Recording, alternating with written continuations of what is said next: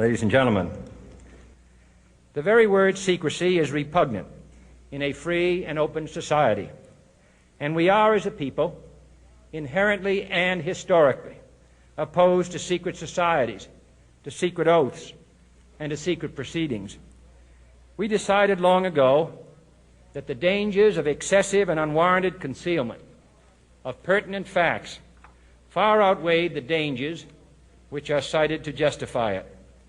Even today, there is little value in opposing the threat of a closed society by imitating its arbitrary restrictions.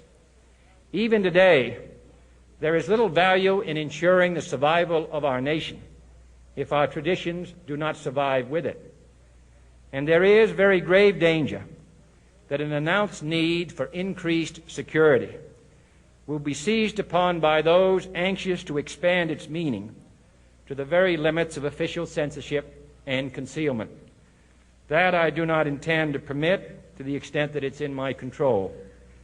And no official of my administration, whether his rank is high or low, civilian or military, should interpret my words here tonight as an excuse to censor the news, to stifle dissent, to cover up our mistakes, or to withhold from the press and the public the facts they deserve to know.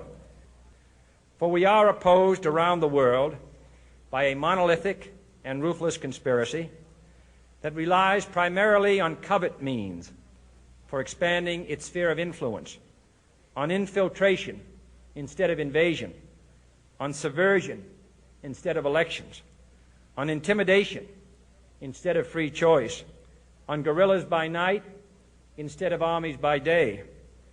It is a system which has conscripted vast human and material resources into the building of a tightly knit, highly efficient machine that combines military, diplomatic, intelligence, economic, scientific, and political operations. Its preparations are concealed, not published. Its mistakes are buried, not headlined. Its dissenters are silenced, not praised. No expenditure is questioned, no rumor is printed, no secret is revealed. No president should fear public scrutiny of his program, for from that scrutiny comes understanding, and from that understanding comes support or opposition, and both are necessary. I am not asking your newspapers to support an administration, but I am asking your help in the tremendous task of informing and alerting the American people. For I have complete confidence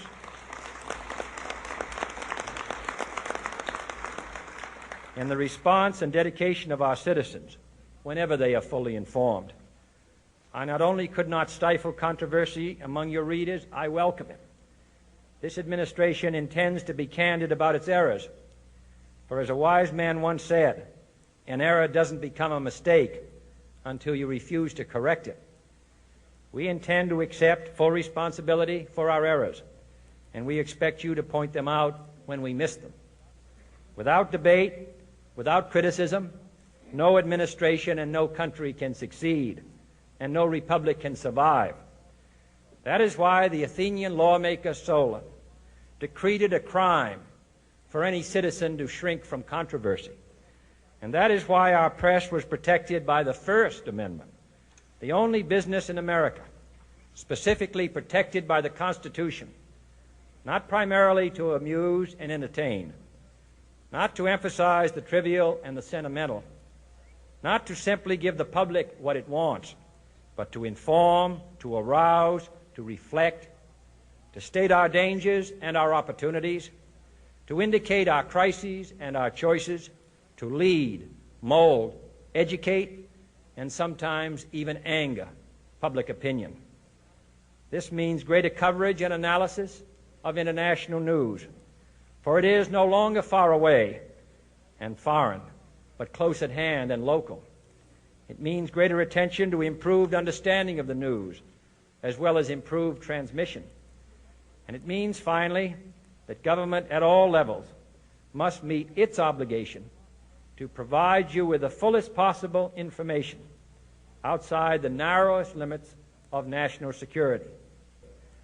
And so it is to the printing press, to the recorder of man's deeds, the keeper of his conscience, the courier of his news, that we look for strength and assistance, confident that with your help, man will be what he was born to be, free and independent.